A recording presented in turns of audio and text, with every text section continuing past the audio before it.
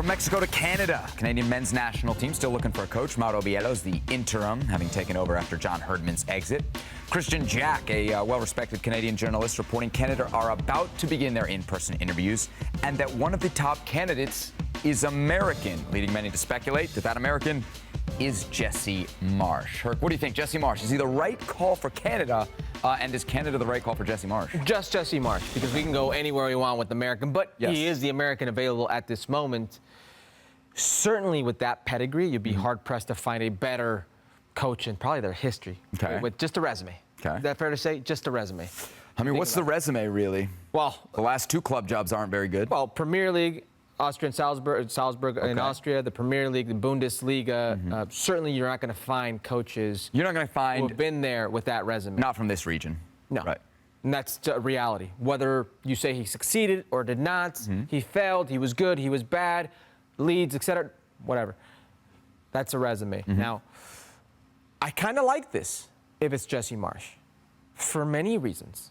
I like this in the way that Jesse Marsch and his style may be conducive for the types of athletes that are so dynamic and technically sound that the Canadian national team has on their men's side. Alphonso Davies, Kyle Larin, Jonathan David, Richie Larea, Kone in the midfield. I mean, Tejan Buchanan. Like, there are some players that if you were to put these players in a system where they recover the ball with speed at a higher pace in front of the goal, closer to goal, this could be a very difficult team to play against. That is the upside with Jesse Marsch. The downside with Jesse Marsch is also that resume you speak of. In some of those places, this style didn't go over well. In some of those places, this type of style for a certain type of player could be a detriment to their development, a detriment to the way they go about their business. But I kind of like this. I like this for Canada. I like this for Jesse Marsch. I like this in the sense that the U.S. men's national team is an objective of Jesse Marsch, not because I think it is or you think it is, because Jesse Marsch himself has put it out there. He has put that out there. And in some way, shape, or form, he has made a nemesis out of Greg Berhalter. This would be great TV for us. So I guess you're kind of making the case that from a Marsch perspective, like the style fits Canada.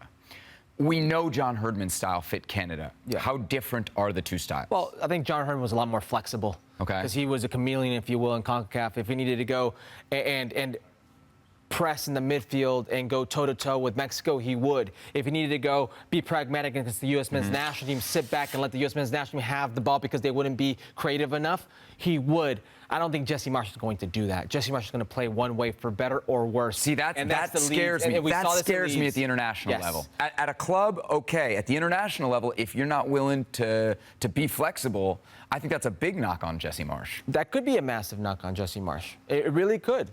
But the other side of that coin is maybe this side, these players take well to it, and that's what they need to play. But certainly that is the downside to a system coach like Jesse Marsch, is that plan B. Where do you go from there? But certainly in terms of what he could do with the likes of those type of players, and I repeat, when I say this team and how athletic they are, do not get lost in how good they are with the ball, good they are going forward.